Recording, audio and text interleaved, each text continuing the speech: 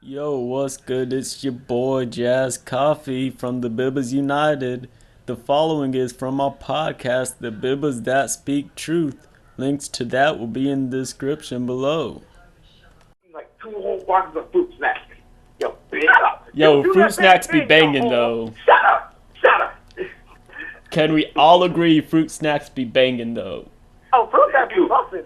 They do. Stop, high key. They do. Because Okay, there's a tier list for fruit snacks, though. Okay. Okay, there's a tier list. Okay, Betty Crocker is always number one. If you're going by brand, Betty Crocker, number one. Okay? Mott's is number two. Okay? Oh, Mott's for me is number 1. Okay. Yeah, Mott's is number 1 for me too. Mott's is number 2 for me. What's your number 1? Mott's is number 2. But those Welch's is number 1 for me. Ooh, the Welch's are good though.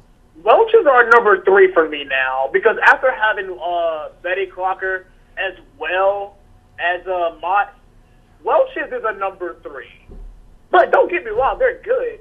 They just don't have the same flavorful impact on your tongue as the other two do. Mott's is where it's at though. The only Kellogg fruit snacks I would actually eat are the mixed berry. Okay. Kellogg Interesting. fruit snacks, those are number 3 for me. Same.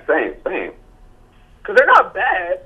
They just leave a distinct taste, like, you know, like that waxy taste you kind of get on some fruit snacks? Yeah. Yeah, it kind of leaves a weird taste on my tongue. But, I mean, hell, I'll eat them. Speaking of pizza, Domino's has failed me 3 times. I asked for light cheese. They put extra cheese on that. Yo, that reminds me of the time when you got Domino's and you asked for light cheese.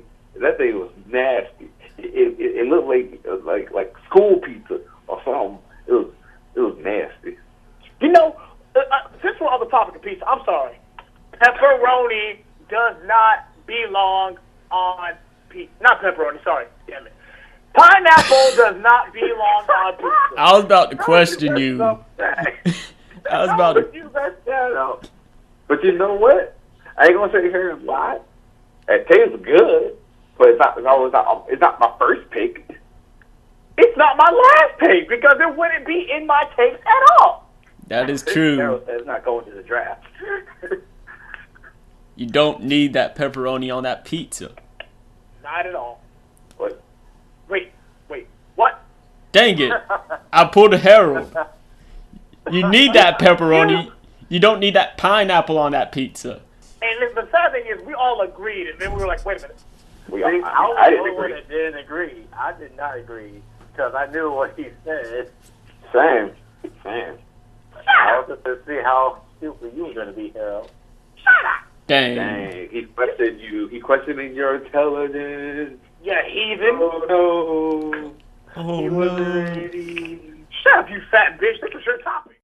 Oh, boy.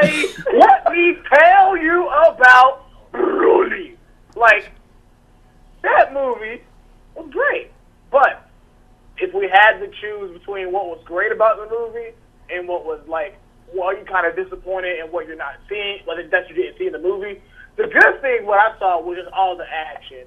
And what I did like as well, you saw the history of the Saiyans. You saw when Frieza came and when he first took reign, and then the destruction of the planet, and then just the epic fight scenes as well as the animation.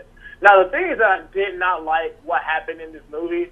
They kind of altered Goku's origin as far as where he came from in Dragon Ball Z compared to this Dragon Ball Super Broly movie. When you see him in Dragon Ball Z, or even Dragon Ball, they introduced Goku coming from a capsule, and he was naked as a baby. When you see him in Dragon Ball Super Broly, he was like Kid Gohan's age. When he was like, it seemed like he was Kid Gohan's age. He was like 4 or 5 or whatever. He had on Saiyan armor, and technically he did remember, but he wasn't as outraged as they seemed him to be.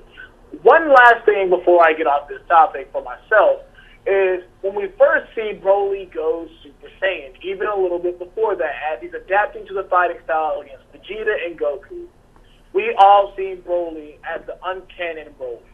Now, when he went Super Saiyan, this is the Broly that we know, where he's just gruesome and ruthless.